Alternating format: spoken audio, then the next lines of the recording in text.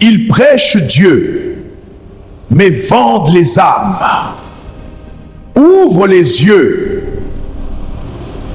Épisode 1. Les vendeurs d'âmes. Partie 1. Ils prêchent Dieu, mais vendent les âmes. Ouvre les yeux. Écoutons tous ensemble l'histoire d'un jeune du nom de Samuel. Samuel était un jeune homme chrétien exemplaire. Il était connu pour son honnêteté et son cœur pur. Chaque jour, malgré ses occupations, il prenait le temps de chercher le Seigneur avec sincérité. Dans la vie de tous les jours, Samuel était médecin. À cause de son travail, l'État l'avait envoyé servir dans une nouvelle ville.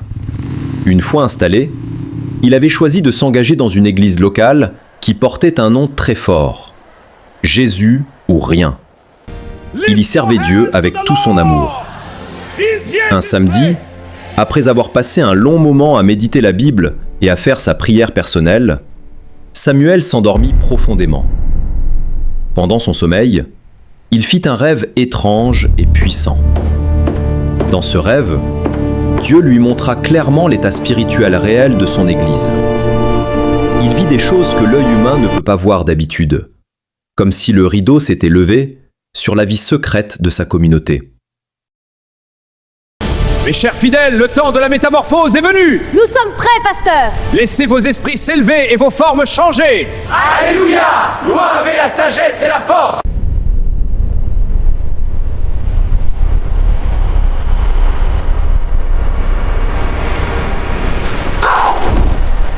Soudain, Samuel se réveilla en sursaut.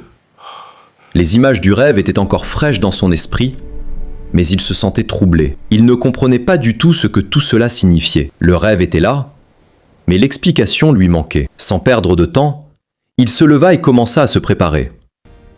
Même s'il était dans la confusion, il savait une chose. Il devait aller devant Dieu pour recevoir la lumière. C'est ainsi qu'il se mit en route pour aller prier, espérant que le Seigneur lui donnerait enfin l'intelligence de cette vision. Dieu va vous bénir. Semez aujourd'hui.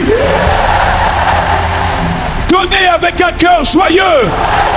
Pourquoi l'Église parle plus d'argent que du salut? N'est-ce pas les mêmes marchands du temple que le Seigneur Jésus-Christ avait fouettés? Il se pose cette question.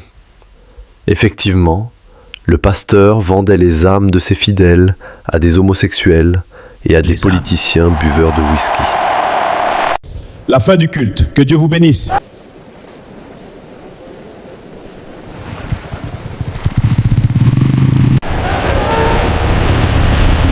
Allô? Oui, ils sont nombreux, mais vous savez, les fidèles sont pauvres ici en Afrique. Aidez-moi à les nourrir. Pas de souci. Je t'envoie 10 millions pour les acheter de quoi à manger. J'ai beaucoup d'argent. Merci. Ils ne savent même pas que nous sommes des homosexuels. Envoyez l'argent au pauvre pasteur! Oui, Samuel ne comprend pas.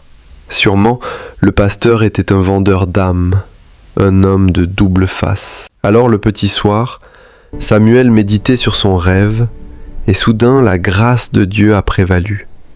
Il fut transporté en esprit, c'était une vision, et voici c'était l'interprétation de son rêve.